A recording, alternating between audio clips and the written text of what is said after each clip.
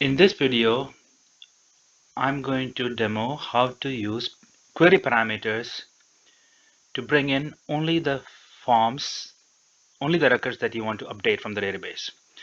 So in this form, currently there are no query parameters. And look at this, it has brought in all 300 records from my database table.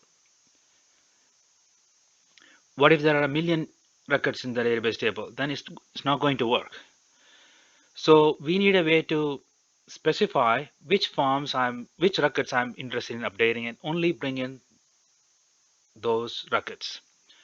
The way to do that is by parameterizing the query behind the form. So let's see how to do that. You go to the queries page and you open the query behind the form. And this is where you specify the where clause for the query. So let's look at some of the features of the where clause builder. Let's say I'm only interested in movies that have an IMDb score of greater than or equal to 8. Let's test that. If you look at the IMDb score, they all have greater than 8. And that's the word clause corresponding to that. So what if it can be either score is greater than 8, or I also like PG-13 comedies. So to do that, you insert a new group and then you say content rating equals PG-13 and genre is equal to comedy. Either these two conditions must be satisfied or this condition. So this needs to be any.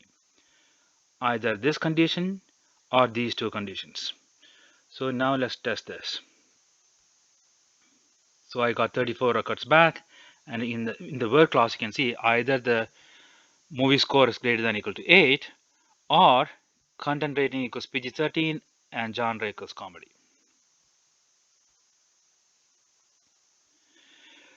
Now, so you can build complex word clauses using the condition builder here.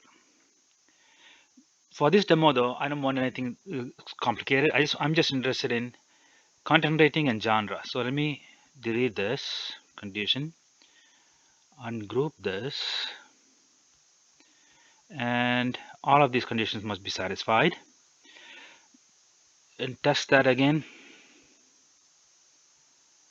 It works. PG-13 comedies.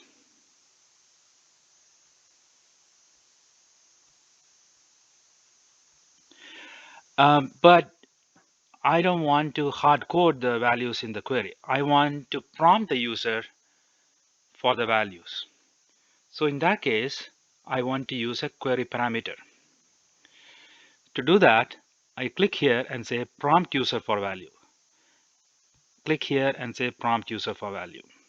Now, if you test, you can see it asks you to type in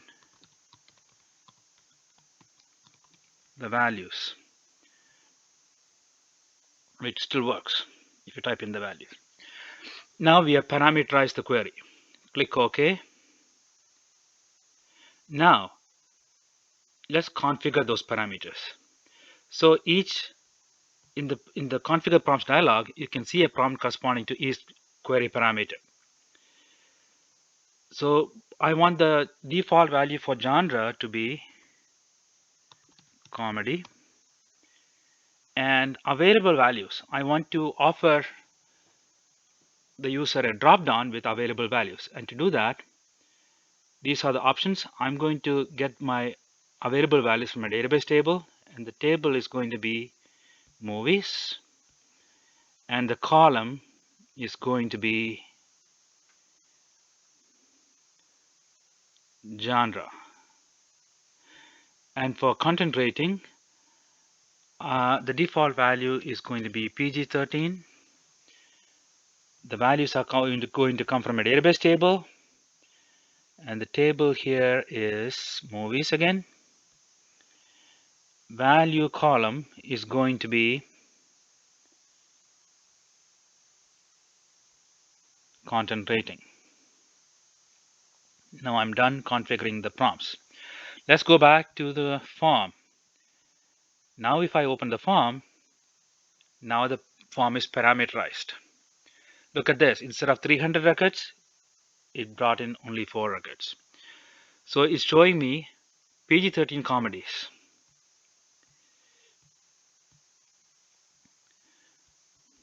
Now I'm interested in, what if I'm interested in animations and G-rated animations? Are there any? Yes, there are 3 records.